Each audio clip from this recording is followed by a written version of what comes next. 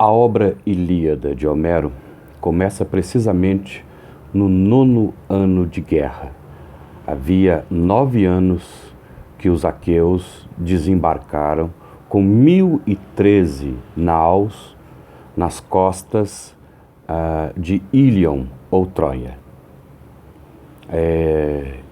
A descrição que Homero faz não está atrelada àquela que fizemos antes, de que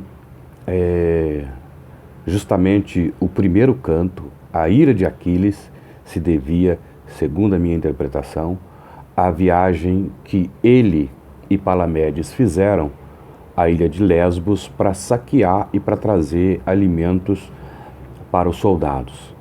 Quando Palamedes retorna primeiro, Odisseus esconde uma carta falsa na tenda de Palamedes, esconde ouro também, e diz para o rei, o comandante das tropas, Agamenon, que Palamedes está traindo ou planeja trair os gregos. Palamedes é acusado formalmente, é julgado e condenado, e em seguida é morto por apedrejamento. Quando Aquiles retorna de Lesbos, vê o amigo morto e insepulto, há uma ordem de Agamenon para que não se sepulte o corpo de Palamedes. Ele desobedece Agamenon e enterra o amigo. E a partir daquele momento ele diz que não lutará mais se Agamenon persistir nessa desmesura, nessa desmedida completa. A esse evento, Homero não faz referência. Ele parte justamente da ira de Aquiles, é o título do primeiro canto da obra, em que há uma disputa sobre a partilha do butim. Todas as vezes que saqueiam alguns lugares ou algum lugar, é costume que o comandante, o chefe, no caso Agamenon, fique com parte para ele e distribua o butim, aquilo que foi apropriado. No caso, o Homero está se referindo a um saque de um templo de Apolo, em que duas jovenzinhas são trazidas, e Agamenon fica com uma, que é Criseida, e entrega uma para o Aquiles, que é Briseida. Na sequência, o deus Apolo, por intermédio de um de seus sacerdotes, Crises, pai de Criseida, pede para que a Criseida seja restituída ao templo. E Agamenon, uma vez que fica sem a sua parte na distribuição do butim, se apropria de Briseida, que era ou havia sido entregue para Aquiles. Aquiles, segundo Homero, fica iradíssimo, porque ele foi atacado, afetado mortalmente na sua honra. Significa que ele, como um soldado, como um corajoso, valoroso, dotado de areté é um termo grego para significar as virtudes próprias que alguém demonstra no dia a dia. Se é aristocrata justamente porque se possui areté, ou é um aristoi, um bem-nascido, e ele, sendo afetado na sua honra, decide não lutar mais. Nesse momento, passados já 9 anos, nos primeiros anos, os aqueus chegaram já às portas de Troia, e os embates, as lutas ocorriam de frente às muralhas de Troia. No 9º ano, justamente as tropas troianas empurraram as tropas gregas até o mar, de tal forma que começa desse modo, e há um conjunto de embaixadores enviados por Agamenon para conversar com Aquiles para que ele retome a luta, né? Ele era muito temido, muito bravo, todos sabiam disso, e eles acreditavam que a guerra estava sendo perdida, era preciso demover Aquiles de sua ira. E um dos enviados, um dos embaixadores encaminhados por Agamenon era Odisseus, né, que faz referência à promessa de Agamenon, que lhe dará muitas cidades, que ofertará inclusive uma filha de Agamenon para Aquiles, tudo na tentativa de que Aquiles volte para o campo de batalha. Aquiles faz uma defesa do seu comportamento, da sua honra, do seu valor, e é uma das primeiras pessoas a usar a palavra paz em meio à guerra.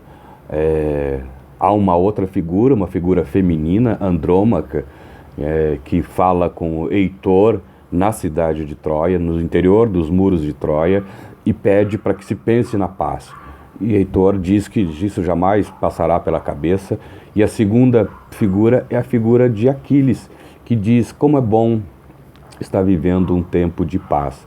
Mas ele conversa com a sua mãe, a deusa Tétis, e a deusa Tétis diz que caso ele queira ter glória e fama, ele não poderá abandonar o campo de batalha. Caso ele queira retornar para casa, coisa que ele almejava fazer, deixar os gregos e pegar os seus soldados, os mirmidões, e voltar para sua pátria, ele morrerá velhinho e sem glória e sem fama. Mas grande parte da Ilíada se transcorre no entorno dessa figura que é Aquiles. Na verdade, eu penso que o nome da obra poderia se chamar Aquiles, porque não há figura de maior destaque. O mesmo papel que Odisseus terá na Odisseia, Aquiles tem na obra Ilíada. Estou chamando a atenção só para alguns aspectos. Por exemplo, no livro nono, canto nono, Aquiles ainda não retornou para a batalha. A obra é feita de 24 cantos. Então ele não retornou para o campo de batalha. E há uma figura que foi seu espécie de preceptor, de professor, de pedagogo, que é Fênix, que tenta demover ainda no canto nono, de que ele deva retornar para a batalha. E mesmo assim, ele decide não retornar. Aquiles jamais pensou em uma estratégia para vencer os troianos, como o artifício chamado cavalo de madeira ou cavalo de Troia. Isso jamais aparece. Ele pensa sempre em vencer pelo seu valor, pela sua destreza, pela sua coragem, pela sua bravura. Ele encarna um tipo de guerra que é diferente daquela que encarna uma figura brutal, violenta, que é Diomedes. Há dois modelos de guerra na Ilíada. Essa encarnada pelo valor do herói, que espera receber honras futuras, glórias futuras, e que recontem a sua história, e é encarnado na figura de Aquiles, que é o protegido da deusa Palas Atena. Enquanto que há um outro modelo de guerra muito mais brutal, muito mais violenta, que é o do deus Ares, o deus da guerra, e que tem na figura de Diomedes esse modelo de como fazer durante a guerra. Até o final da Ilíada, a figura de Aquiles ela aparece sempre em primeiro plano. Todos tentam convencê-lo de algum modo a participar, porque só assim a guerra será vencida. E o momento derradeiro, aquele momento em que os troianos cedem, perdem a batalha, é justamente quando o Heitor, que seria o sucessor do rei Príamo de Troia, ele é morto.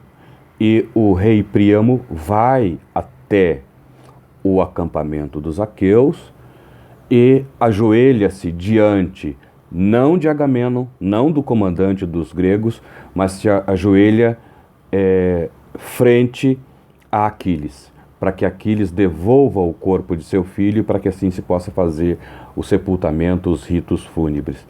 Então se observa que desde a ira de Aquiles, que é o começo em que ele decide não participar, até o final em que o rei Príamo se ajoelha diante dele, é Aquiles que ganha toda a cena. Ele é o protagonista, ele é quem de fato representa ou encarna o grande conjunto de virtudes gregas postas naquele momento. O cavalo de Troia, portanto, não aparece. Ele aparece na obra sucessiva, na Odisseia, justamente quando Odisseus está retornando para Ítaca e para numa corte chamada a Corte dos Feácios, em que há um poeta também, um rapsodo, à semelhança de Homero. E nesse momento, Odisseus pede para que o poeta narre o evento envolvendo o cavalo de madeira. É somente nesse momento, né, que Homero faz referência a isso. Até então, ou seja, e também não há a morte de Aquiles, como se retrata costumeiramente na obra Ilíada. A obra Ilíada não comporta o cavalo de madeira e não comporta a morte de Aquiles. Há dois modelos de como se administrar as cidades ou as polis. As cidades, de modo geral, têm muito conflito, tem muita disputa e muita luta, enquanto que na cidade de Troia ninguém questiona a autoridade do rei Príamo. Não há, portanto, qualquer espécie de conflito. E um aspecto bastante importante que foi recordado por Heródoto é que haveria uma possibilidade de que Helena, raptada pelo príncipe Páris, não tenha chegado a Troia. A guerra, então, teve um outro motivo que não recuperar a figura de Helena. É importante destacar esse elemento porque parece que toda a guerra foi envolta na tentativa de resgate de Helena, esposa de Menelau, quando na verdade, uma vez que ela não estivesse em Troia, haviam outros motivos, ou havia motivos suficientes outros, que era a conquista da riqueza, a deposição de um tipo de organização política, né? E isso tudo vem à cena, seja em Homero, seja nos autores que na sequência tratam desses casos. Há um autor em particular, para finalizar, que é Estesícoro, que trata justamente do cavalo de madeira. Mas isso, quem sabe, no outro momento podemos tratar.